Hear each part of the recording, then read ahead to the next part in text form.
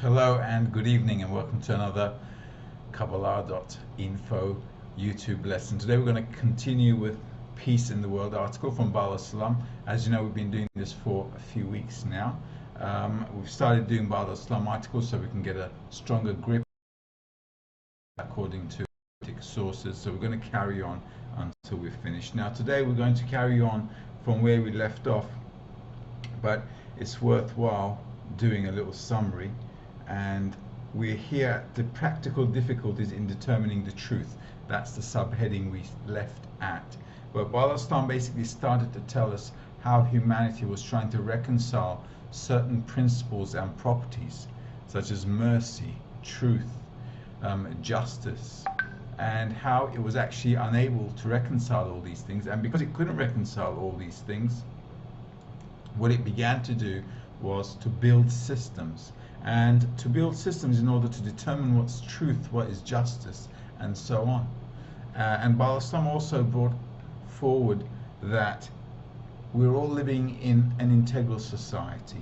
And because of that integrality of society, because we're all living in a society where everybody's interconnected, where we're all actually affecting and impacting each other on everything we do, he also noted out that due to this fact that we're all connected to each other and we're all basically influencing each other with the things we do, we say, and how we participate in society, and due to the nature that humanity has, which is a social, we're a social animal, so we need a social environment to grow up in. He said it was actually impossible for a person to live outside of society and be satisfied and be happy and to actually fulfill all his or her needs. One has to live in society where by society it can actually fulfill all its needs, and due to that necessity a person has to also contribute to society. So he explained to us how a society needs to work in a give and take relationship. And due to this relationship, we all have to understand that the societal role of every individual influences the society as a whole. And due to that integrality, where everybody influences everybody, we're all judged according to what we contribute to society or how we bring about damage to society. So as an individual, actually, we're not judged or we're not taken into account in anything, but we're taken into account with respect to how we affect society, for the better or for the worse. So let's carry on today, and let's see what we can do. Right then, so we're going to carry on reading. I hope everything is good with the broadcast on YouTube.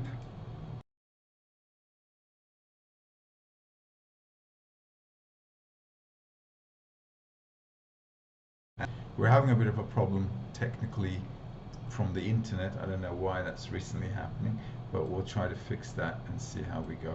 In the meantime, I'll start reading and we'll discuss the article as we go along.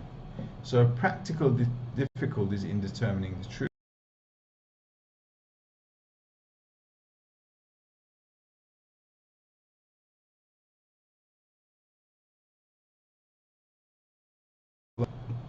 Okay. It was mercy, truth, peace, and justice. So all those four attributes, we're going to have to look into it down in the article, and we're going to start now with practical difficulties in determining the truth. And in the meantime, I can just turn off a few things here. Alright, so let's start reading. When we discuss good attributes, in theory, there's certainly no better attribute than the attribute of truth. This is because all the goodness that we have defined above, the relationship between the individual and the collective, is when the individual gives and fully plays his part towards the collective. Now obviously, what is fully and partial is a question mark, but I guess he's going to explain to us in the future what that actually means. So that's a question mark. So let's carry on a bit more. All that is but the truth, but the drawback is that in fact the collective does not accept this property at all. Thus the practical difficulty in the above mentioned truth is proven from itself. There is some drawback and a cause here that makes it unacceptable to the collective, and we must examine what is that drawback. So let's read that again. Practical difficulties in determining the truth. When we discuss good attributes in theory, there's certainly no better attribute than the attribute of truth. This is because all the goodness that we have defined above in the relationship between the individual and the collective is when the individual gives and fully plays his part towards the collective, and also takes his share from the collective justly and honestly. All that is but the truth, but the drawback is that in fact the collective does not accept this property at all. Thus the practical difficulty in the above mentioned truth is proven from itself. There is some drawback and a cause here that makes it unacceptable to the collective, and we must examine what is that drawback.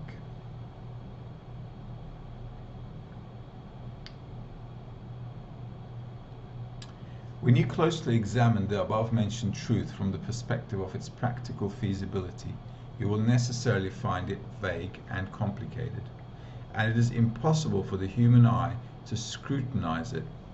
That is, truth necessitates us to equalize all the individuals in the collective to receive their share according to their labor, no more and no less. And this is the one true basis which cannot be doubted. For it is certain that anyone who wishes to enjoy the labor of his friend, his acts are against the above-mentioned reason and clear truth. But how do we think that we can scrutinize that truth in a way that is acceptable to the collective? For example, if we evaluate something according to the apparent labor, meaning according to the number of hours, and we compel each and every one to work an equal number of hours, we will still not discover the attribute of truth at all. Moreover, there's an evident lie here for two reasons. The first is the physical side, and the second is the mental side of the worker. That is because by nature, the power to work is not equal with each and every person. One person in the society labors in 1 hour of work due to his weakness much more than his friend who works 2 hours or more. And there is also a psychological matter here, because he who is very lazy by nature exhausts himself in 1 hour more than his friend in 2 hours or more. And according to the perspective of the evident truth, we should not compel one part of society to labor more than the other part for the fulfillment of the needs of their lives. In fact, the naturally strong and nimble in society benefit from the labor of others and exploit them maliciously against the attribute of truth, because they labor very little compared to the weak and the lazy in society.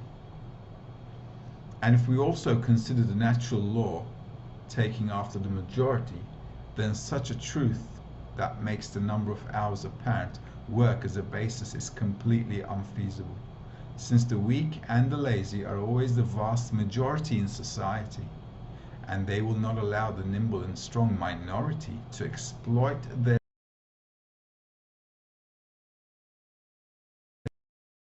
which is the labor of the individual on the condition of the evident truth, and with it the majority in the society is completely unfeasible, since it cannot be examined and evaluated in any way.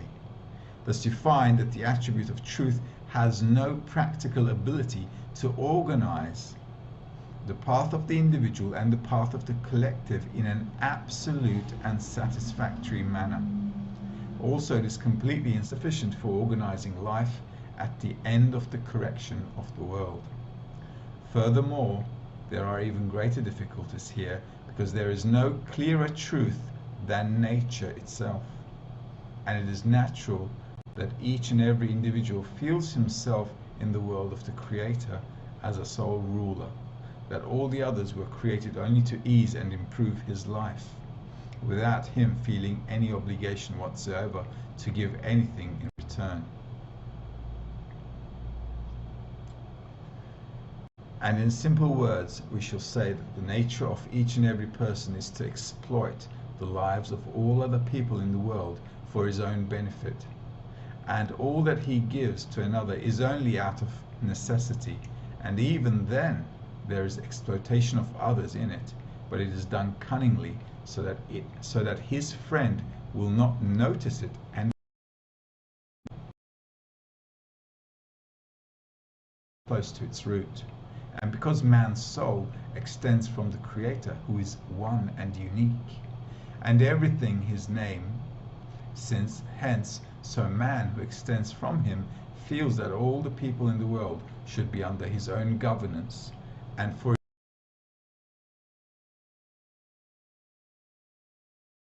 the difference is in people's choices. One chooses to exploit people by attaining lower desires, and one by attaining government, while the third by attaining respect. Furthermore, if one could do it without much effort, he would agree to exploit the world with all three together: wealth, government, and respect.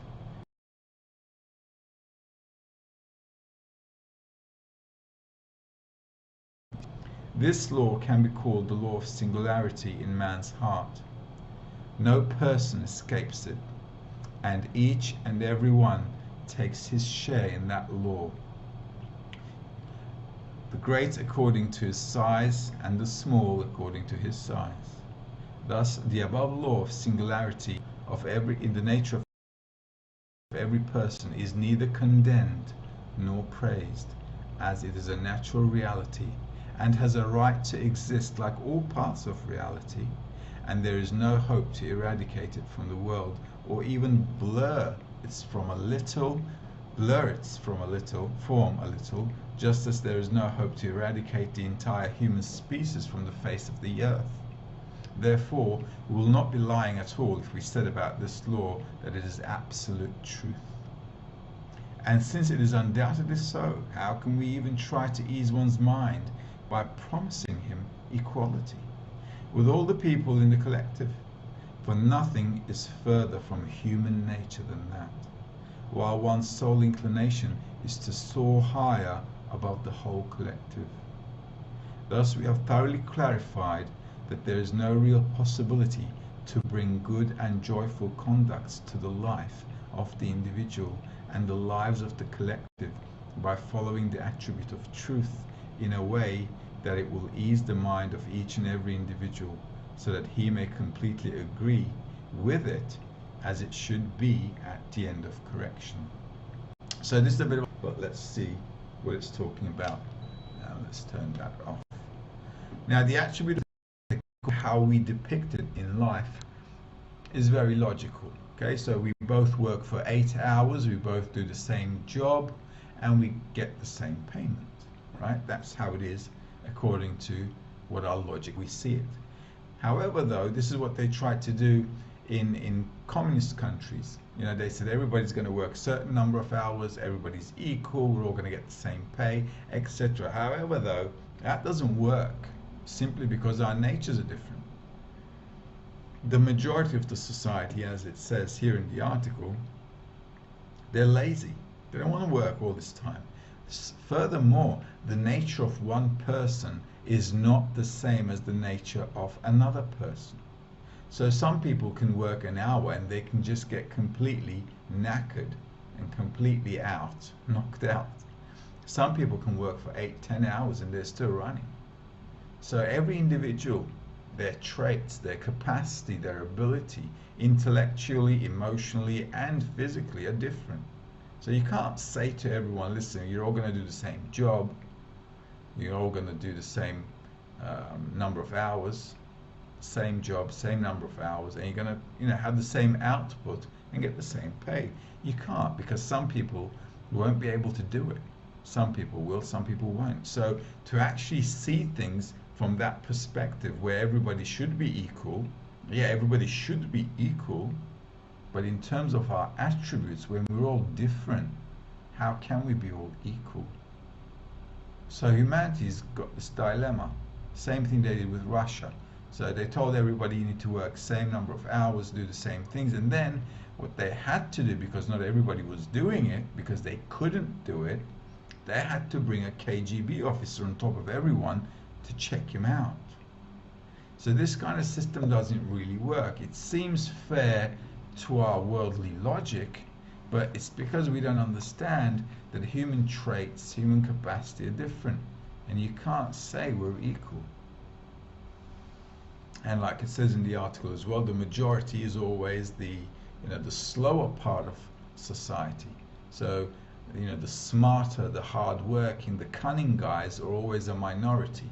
So this is why all the minority, they make all the money, when the majority, they're all fighting for the scraps. Why? Well, simply because they don't have that capacity, and the majority of the public are lazy, and their desires are much lower. So a person who's higher in society has more desire, respect, knowledge, so he strives to work and attain these things. But the majority of society, look at the 99% of humanity, they're just working. They're just they're just labor, really, in society. But who's making all the money? Who's got all the power? Well, 0.01% of the population. So they're making all the money, while the masses are all working and slaving around, trying to get a bit of the pie. Well, they won't get any. They're incapacitated to get, and they don't have the desire to get it either.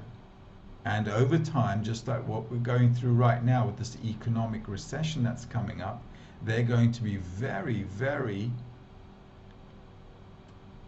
unhappy about the recession we're going to go into. So we're going to see a lot of social unrest.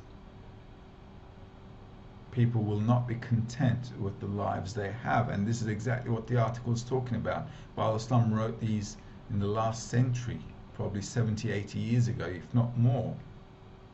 And he says the majority will not stand for this kind of corruption. They will not be content, and they will not continue the same way. And this is exactly what we're coming up against right now. So in 2020 now, we're going to see a greater and greater recession in the economy, and this will lead to a lot of unemployment, and this unemployment are the masses. So the masses will be unemployed.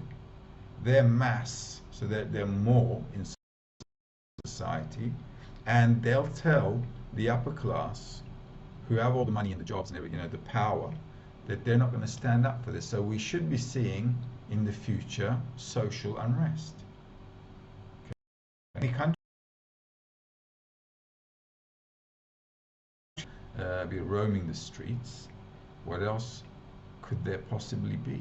So the masses will want to take it out on somebody. They'll want to blame somebody with respect to that. Okay. So he's right. He's written about it, and this is actually what we should be coming across right now in 2020. So by looking at humanity, by looking at life from our worldly corporeal eyes and saying, listen, we're all working 8 hours a day and we're all going to get the same pay and rights and so on, is just not logical, simply because people are not the same. Also, some people are smarter, they'll understand faster, they get things done faster. Some are not so smart, they'll be slower. Some will be lazier, and it's not because they want to be lazy. People's attributes are embedded in them. So it's not like somebody wants to be lazy. There's nobody to blame for. There's nobody to blame, because this is how a person is created. And in fact, by nature, we are lazy, because we want to relax, we want to rest. And this is actually why resting is we like to rest, because the Creator also is still. He doesn't make movements. It's actually a sign of good deeds.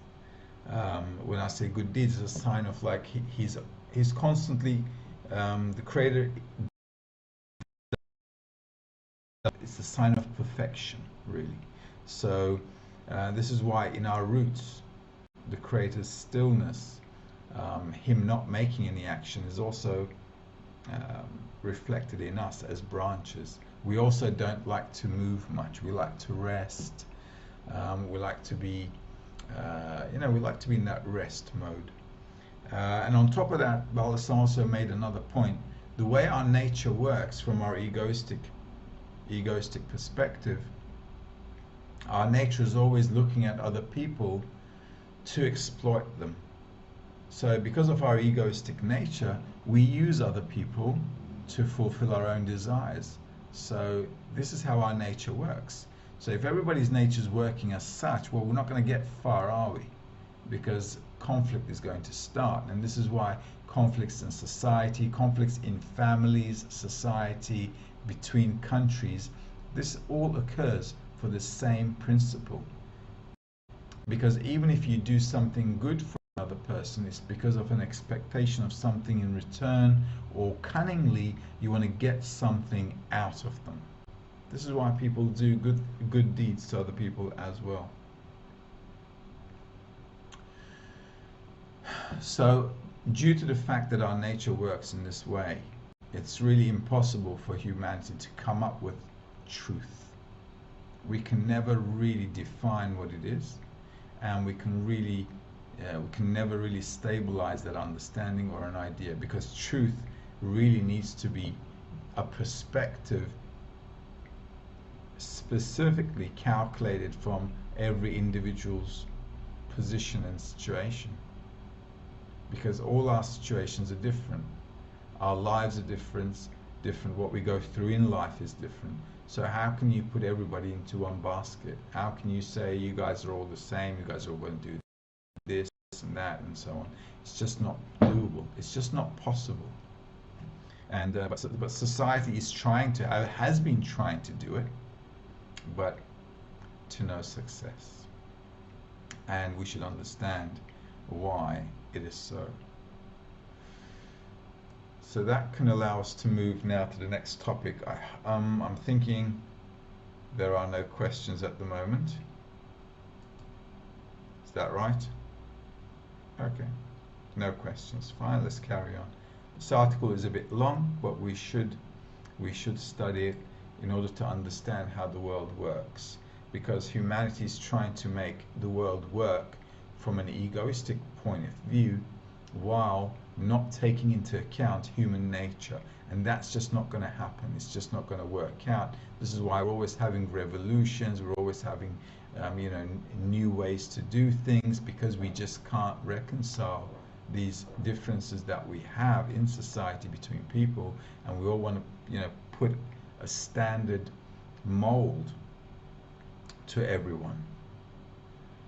Francesco is asking, do you believe governments or banks will force us to slavery to work on the debts of governments? I don't think anybody will be able to pay those debts off.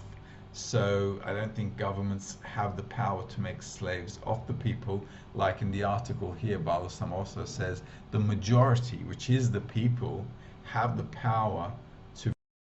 I think the governments will have such power or force to really make the public do anything. Definitely not slaves, because there's a point where society will just not settle for it, and there'll be an uprising, and the people will do another revolution like we've seen in the history of humanity before. Okay, so let's move forward and go a bit more. In the absence of the ability to establish the attribute of truth, they tried to establish the noble attributes. So humanity saw that truth is not going to work out for us. How can we cover it up? That's what basically the title is saying. Now let us turn to the remaining three attributes: mercy, justice, and peace. It seems that to begin with, they were created only to be used as support for the weak attribute of truth in our world. And here developmental history began to climb its slow and straggler in the progress towards organizing the lives of the collective. In theory, everyone willingly agreed and took it upon themselves to not deviate in any way from the truth. But in fact, they conducted themselves completely opposite from the truth. And since then, it has been the fate of truth to always be in the hands of the most deceitful, and never in the hands of the weak and the righteous. So they could even be somewhat assisted by the attribute of truth. When they could not establish the attribute of truth in the life of the collective, the exploited and the weak increased within society, and from here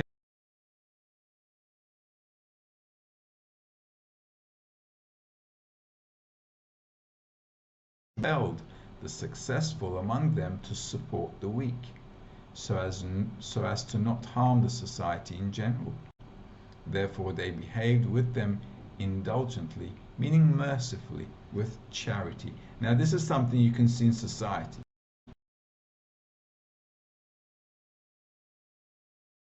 Point of view. For example, when the governments take care of the people in terms of social welfare, their retirement pensions, health care, education, and so on. What's really happening here? Well, what's happening is this. The people with the money, they feel that they need to give something to the public, because if they don't, the public are going to rise up and they'll take everything they have. So they're a bit issue. So what they do, because they can't reconcile this concept of truth, and they can't let the they can't constantly abuse the public, what they do is they try to cover it up with something called mercy, which means, let's give the poor people something so they'll be happy. Give them a good TV show, give them something to do on the weekend, give them a pension, healthcare plan, and so on. So, they'll work. They don't have a lot of desires anyway, so they'll work, they'll be content, and that's it. And we can still, at the top, carry on doing what we do best, suck their blood. Right? So this is how it works. So because the masses won't settle for this concept of truth, because masses have the power to rise up, the people with the power and the money, who are the elite, the minority, then what they decided to do, well, let's give them something. Let's throw some scraps in there so they'll be happy. And the attribute of is. So all these attributes, mercy, charity, peace, they all came out because they couldn't really settle this thing called truth. This is what caused society to divide into sects. Some adopted the attribute of mercy and charity, giving of their own possessions to others, and some adopted the attribute of truth, meaning what's mine is mine and what's yours is yours. In simpler words, we can divide the two sects into constructors and destructors. Constructors are those who want construction, the benefit of the collective, for which they are often willing to give up of their own possessions to others.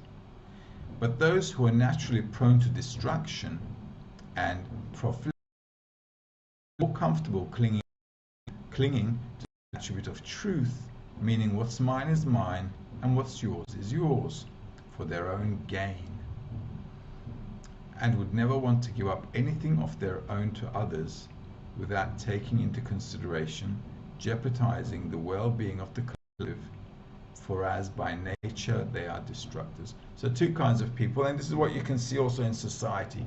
There are socialistic societies where people want to share what they have with others, and there are capitalistic societies where they say, listen, what's mine is mine and what's yours is yours. I made this, it belongs to you. You made what you've got, even though you might not have made anything. Whatever you have is yours. Don't touch what I have, and I won't touch what you have. So that kind of society is bound to fail. Okay, so the capitalistic system is also failing, if you noticed.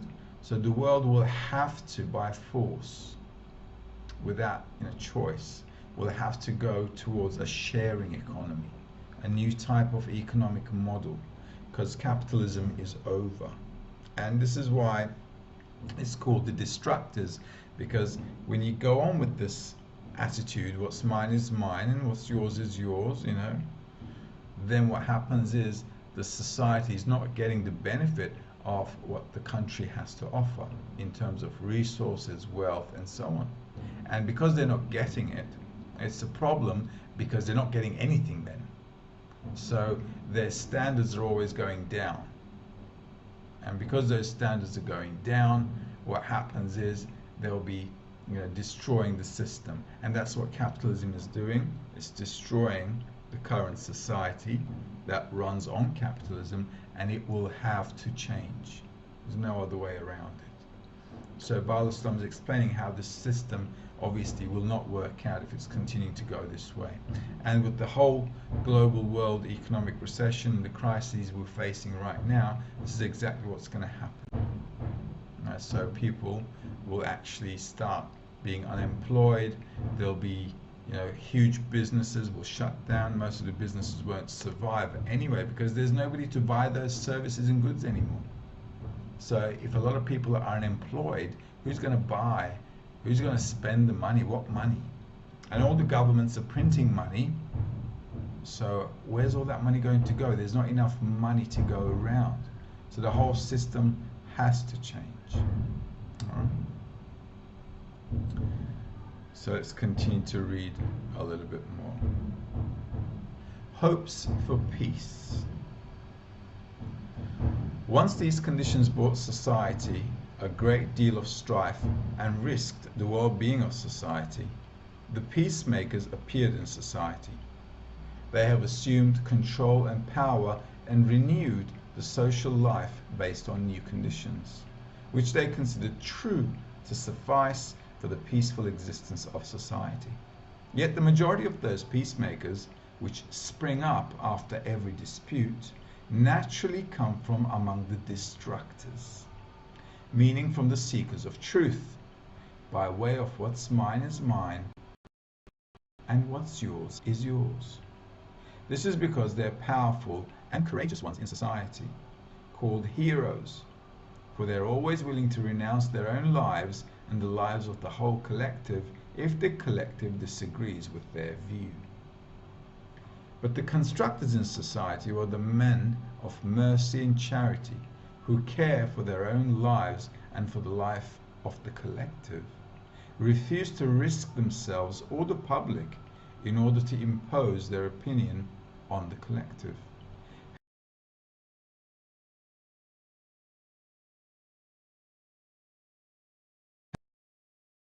The hand of the brave profligates will always be on top, and it is natural that the peacemakers will come from among the destructors and not from the constructors.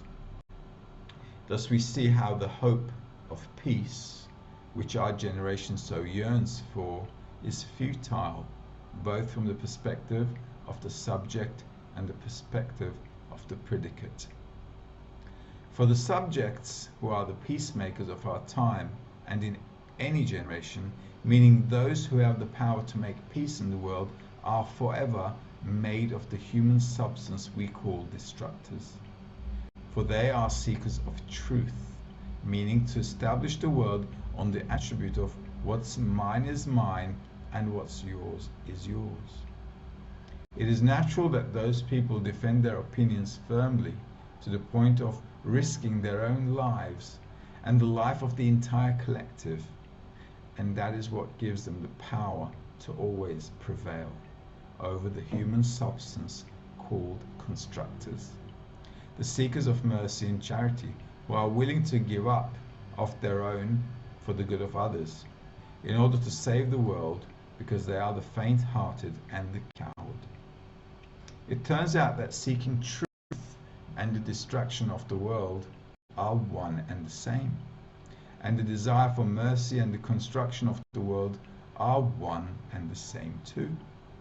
Therefore, we should not hope from the destructors to establish the peace. And it is hopeless to hope for peace from the predicate, meaning by the conditions of peace itself.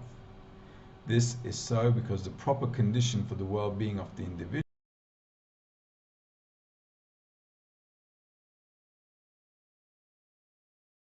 established.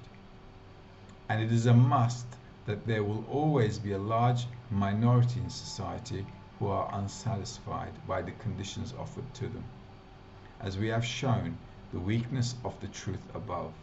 This minority will therefore always remain a ready and willing fuel for the new quarrelsome people and the new peacemakers that will always follow.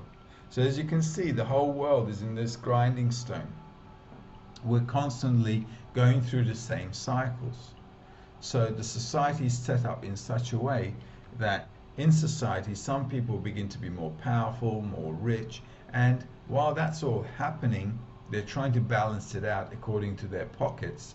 But as they try to do it more and more, there is always a part of society which is, which is not content with what's going on.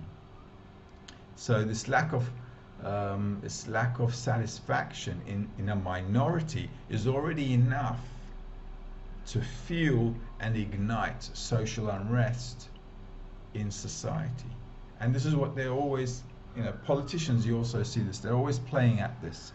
What politicians always like to do, they like to divide the people. Okay, because if you divide the people, what you do is you get a group in society which is not content with the situation, and then you dig into them, and then you create chaos by using them. So this is how politics works. They're always dividing the people and then ruling them.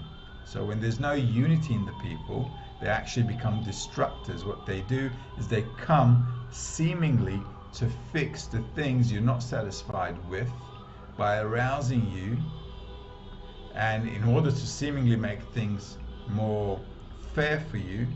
But what happens is you're always put against another part of society. So this is why politics, as you can see, in all the countries it's like this all over the world.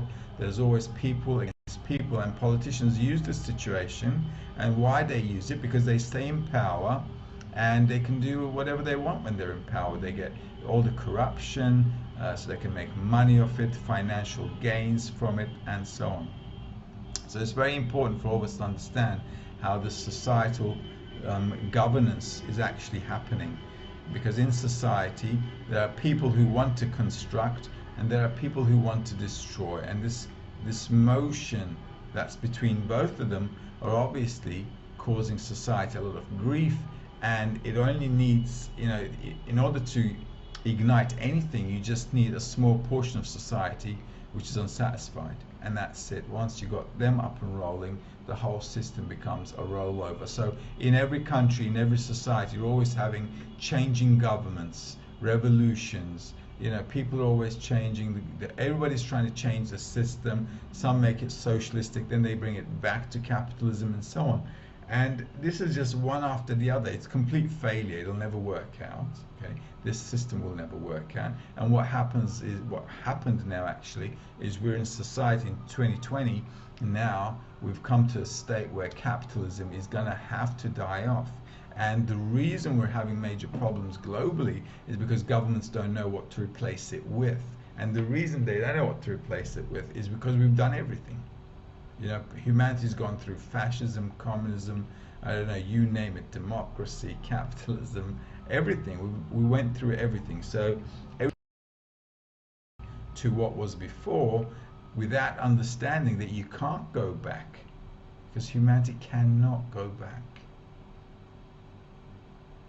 So this pushing force from behind is developing us on the one hand, and the second of all, this development process is always going back and forth between these qualities: truth, mercy, justice, peace. We're always juggling them around so that we can actually make things work better for our benefit. And that's what politics, all kinds of things come into play. But this is where it's all stemming from. So this is the root of the problem. And the root of the problem is because we can't clarify what truth is. So we have to make up other things for it. Alright, so the next subtitle is the well-being of a certain collective and the well-being of the whole world.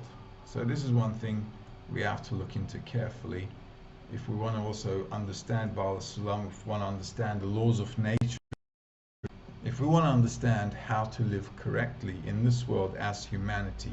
We need to understand that the well-being of a certain collective and the well-being of the whole world must be the same. So let's see what Ba'al Islam is saying to us on that note. Do not be surprised if I mix together the well-being of a particular collective with the well-being of the whole world, because indeed we have already come to such a degree that the whole world is considered one collective and one society. Meaning, because each person in the world draws his life's marrow and his livelihood from all the people in the world. He is coerced to serve and care for the well-being of the whole world. And if you think about it, this is actually true. We all probably work for multinational companies. Everybody's getting, it takes 17 countries to make a pair of jeans. From the machinery, from the cotton to the thread, to putting it all together, to advertising it, selling it, distributing it. 17 countries participate in making a pair of jeans. So we're all part of one global system, one global society, one global humanity. So it's important to understand that. So if one part of that society gets into trouble, we're all feeling the aches. So if there's a civil war somewhere like in Syria, everybody's feeling the migration crises. So it's a humanity crisis that we're going through constantly, over and over again. So there's a virus that pops up in China. Now we're all locked up at home. It just shows how much we're all interconnected. So the well-being of China is actually the well-being of everyone. So the well-being of Syrians in Syria is actually the same thing as the well-being of everyone. Because if this thing doesn't work out, it just affects everyone in a negative way. We have proven above that the total subordination of the individual to the collective is like a small wheel in a machine. He draws his life and his happiness from that collective. And therefore the well-being of the collective and his own well-being are one and the same, and vice versa. Therefore, to the extent that a person is enslaved to the collective, as we have spoken at length above. And what is the extent of that collective? That is determined by the perimeter of the drawing of the individual from them. For example, in historic times, that perimeter was only the perimeter of one family, meaning the individual needed aid only from his own family members. At that time, he had to be subordinated only to his own family. In later times, families gathered into towns and countries, and the individual became enslaved to his town. Later, when the towns and countries were joined into states, the individual was supported by all his countrymen for the happiness of his life. Thus, he became enslaved to all the people in the country. Therefore, in our generation, when each person is aided for his happiness by all the countries in the world, it is necessary to that extent the individual becomes enslaved to the whole world, like a wheel in a machine. So that also touches Francesco's question here. We begin to understand that we're actually slaves to the whole system. We're slaves to the whole world. Therefore, the possibility of making good, happy and peaceful conducts in one state is inconceivable, when it is not so in all the countries in the world, and vice versa. In our time, the countries are all linked in the satisfaction of their needs of life, as individuals were in their families in their earlier times. Therefore, we can no longer speak or deal with just conducts that guarantee the well-being of one country or one nation, but only with the well-being of the whole world, because the benefit or harm of each and every person in the world depends and is measured by the benefit of all the people in the world. And although this is in fact known and felt, still the people in the world have not yet grasped it properly. And why? Because such is the conduct of the development in nature, that the act comes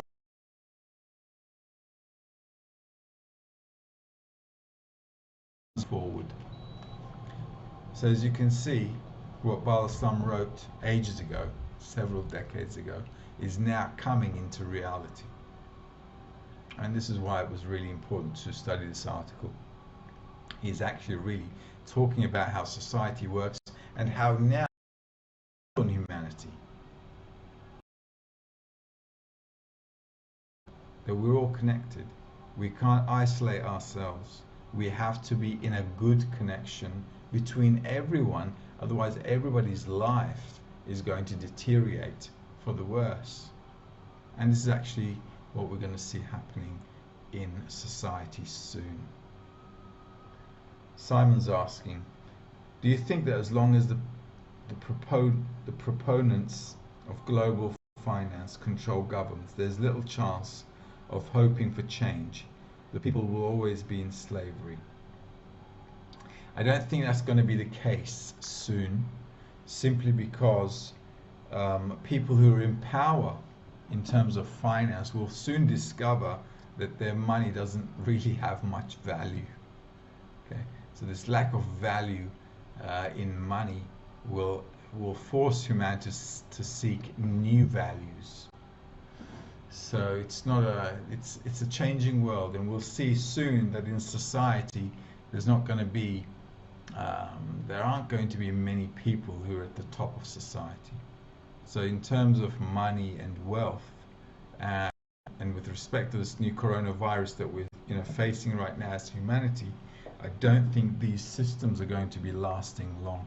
So you can have all the money in the world in the bank, they're printing money. Okay, so it's like coming out of your printer. Imagine you're printing money from your printer. That's what they're doing right now. So what's that going to do? It's not going to do anything. It's not really going to do much. So they're cutting down trees to make paper. From them they're going to make money, and they're going to put that into boxes, and they're going to think that's going to save the economy. It's a joke. So I think the system doesn't have much time to go, and soon it will crash. So hopefully we will transit to a better system of governance. We fail to do so, we're going to have a lot of social problems. We're going to have a lot of problems, in other words. Social unrest, even things that could come to war. Hopefully not, but could. Because the minute people, the minute countries, imagine people not being able to pay their debts. So if the public can't pay their debts, the country seemingly can't pay their debts. Okay, so it's a chain reaction. So the people can't pay their debts, therefore the governments can't pay their debts, and then people are not paying their debts to the counterparties, and it'll all collapse. So how that debt is going to be settled, it's like a big question mark. Nobody's going to pay those debts. Nobody can. So they're just trying to extend as much as they can the system they have until it'll just collapse, if they don't replace it with something alternative that will suit the general public. The failure to do that will bring the collapse of capitalism, which capitalism is already collapsed, but what they should be bringing about is a smooth transition to something more equitable. And unfortunately, they don't have the desire to do that, so they're going to have to learn the hard way, and we'll see the systems collapsing. There's really not much else to think about here. I'm not going to go on to the next subtitle.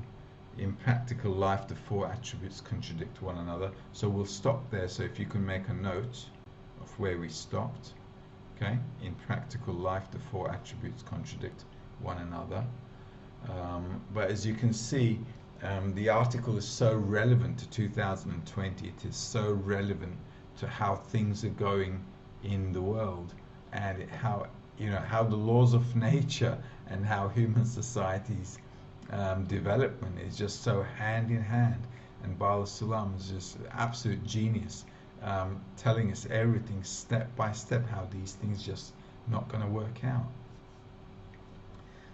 P. Green is asking, in the US there are groups saying the coronavirus is a governmental plot to control everyone.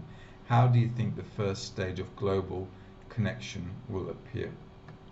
First of all, I don't think it's a government plot, because I'll tell you why. In the science, amongst scientists, okay, there is not one scientist that can say this virus is human-made. Nobody can actually say that. So the virus has been seen on bats. Okay, so it's been seen on bats, and this is why it's related to bats.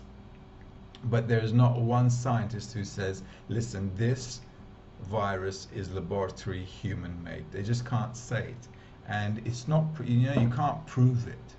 So in order for us to say that some person made this, and then now there's a virus, there's an epidemic and so forth, governments are always working on biological stuff, but specifically this virus, there's nothing to really talk about, because we probably will never know. Okay, we probably will never know for sure whether it's human-made or not. So from that point of view, I don't think I don't think we should really bring ourselves down and lower ourselves to speculative philosophy. Because as far as I'm concerned, when people start to speculate about the government's doing this, the government's doing that, the elites are doing this and that, well, look, who has this really benefited? If you think about it, who's losing all the money? The banks are losing, the elites are losing, they're the ones who are losing the money. So it's a bit illogical for us to think that the elites and the governments are causing this. I mean, who is the government? At the end of the day, the government is the puppet of the elites, right? Seemingly, okay? According to the world structure that we see. In the wisdom of Kabbalah, we understand that the whole of reality is governed by one force and one system, which is the creator. But how we see things in reality is like the rich, they rule the government, and they make the government pass laws that will serve them. So this virus has now brought a situation where they're the ones who are losing the money.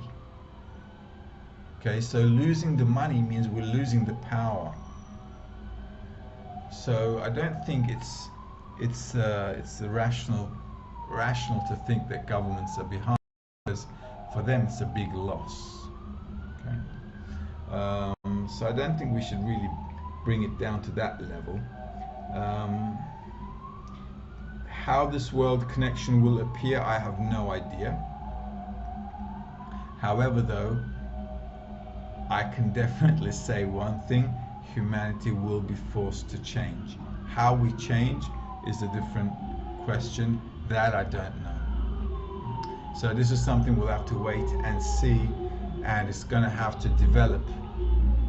It's going to have to develop from the turmoil that the people are going to go through. So I think in humanity, in the future, in the near future, there's going to be more blows that come to humanity. And sorry, can you guys hear the noise outside? Yeah? Okay, because there's a festival out here, so on the streets it's mad. So if you're hearing all the sirens and all the horns and everybody singing and dancing, it's because it's a special day. I'm actually here in Turkey, and it's the 19th of May. It's a special day, so everybody's out there having a ball. So this is this is why we've got the noise on the outside. Right? Sorry about that. It's actually good. People have something to celebrate. And by that note, we've also come to the end of our lesson today. So hopefully we'll continue next week with the subtitle, In Practice, 4 Attributes Contradict One Another. We'll carry on from there. But as you can see, it's a really nice article that shows us what's going on today. Okay. Simon's asking, Mutlu, do you think Bill Gates is going to get people around the world vaccinated? I don't know, but I also already know Italy wants him arrested. So the Italian Parliament is making a call to have him arrested. So the world is developing in an interesting way. But what we should be getting from this whole thing, is how our human nature needs to adapt to the laws of nature.